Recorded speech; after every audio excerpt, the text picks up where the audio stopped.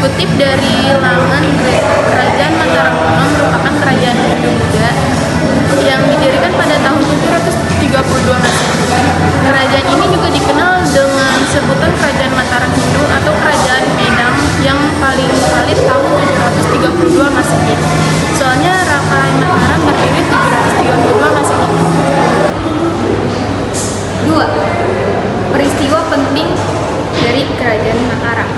1. Bersatunya dinasti Shailendra dan dinasti Sanjaya dalam ikatan perkawinan yang berbeda agama, yaitu Buddha dan Hindu. Yang kedua, kemarahan oleh Balaputra Dewa Raja Sriwijaya karena adiknya dinasti Shailendra menikah dengan Rakai Panangkaran atau dinasti Sanjaya. Namun Balaputra Dewa berhasil dikalahkan.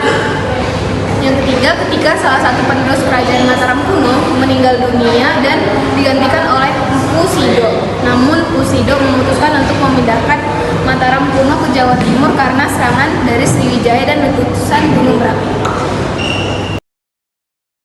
Raja-raja di Mataram kuno. 1. Rakai Mataram Sang Ratu Sanjaya dari 732 sampai 760 Masehi.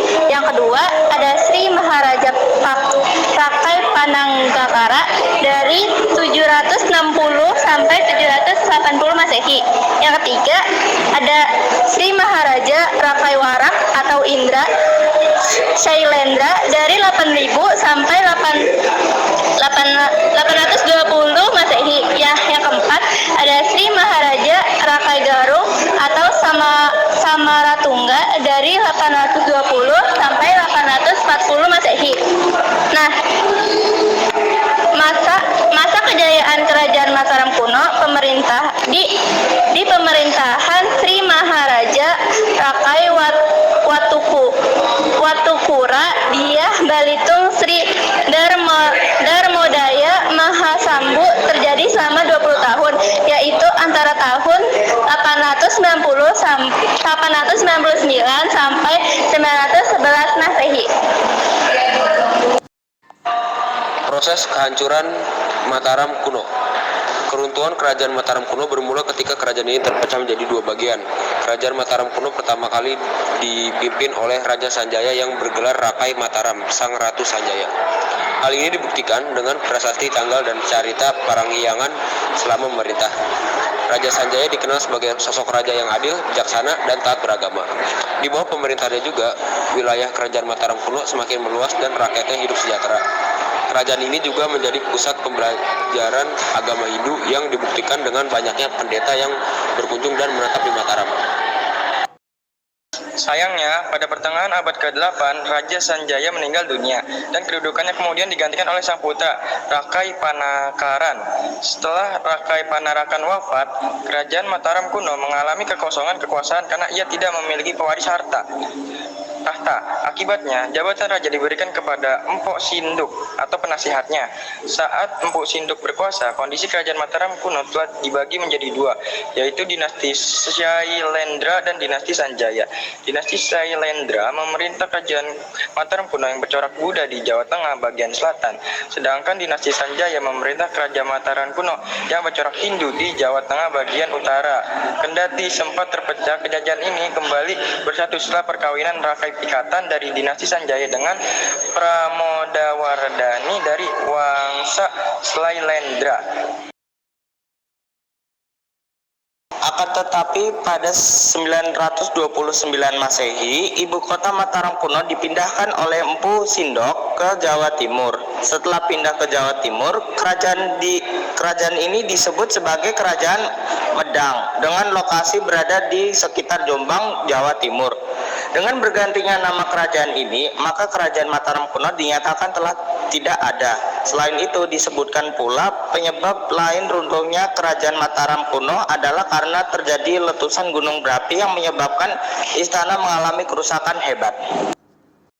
Ada Ada juga peninggalan Mataram kuno, yaitu Candi Sewu, Candi Borobudur, Candi Prambanan, Candi Gedong Songo, Candi Pawon, Candi Mendut, Candi Dieng, Candi Kelasan, Candi Plaosan, Candi Sambiari, Candi Ngawen, Candi Sojiwan, Candi Ratu Boko. Adapun prasastinya yaitu Prasasti Kalasan, Prasasti Kedu atau Mantiasih, Prasasti Cangkal, Prasasti Celurak. Ada juga kitabnya, kitab Sanghai Kamahwai, kitab Wiwata Parwa, kitab 9 Parma, dan kitab Arjuna Wihaha. Pembangunan Candi Borobudur dilakukan secara bertahap, dimulai dengan meratakan tanah dan memadatkannya dengan menggunakan batu untuk membuat piramida. Setelahnya dibangun undakan persegi dan melingkar, dan dilanjutkan dengan tahap penyempurnaan seperti penambahan pagar, tangga, dan lain sebagainya.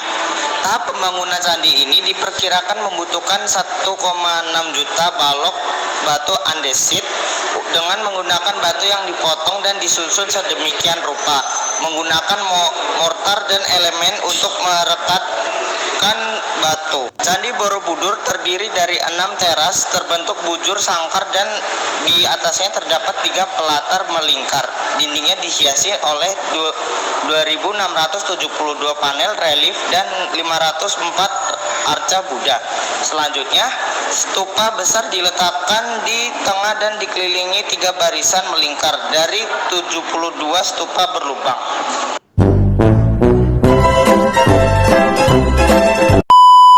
Candi Sewu. Anjir, Ambon mana, Cok? Ulang.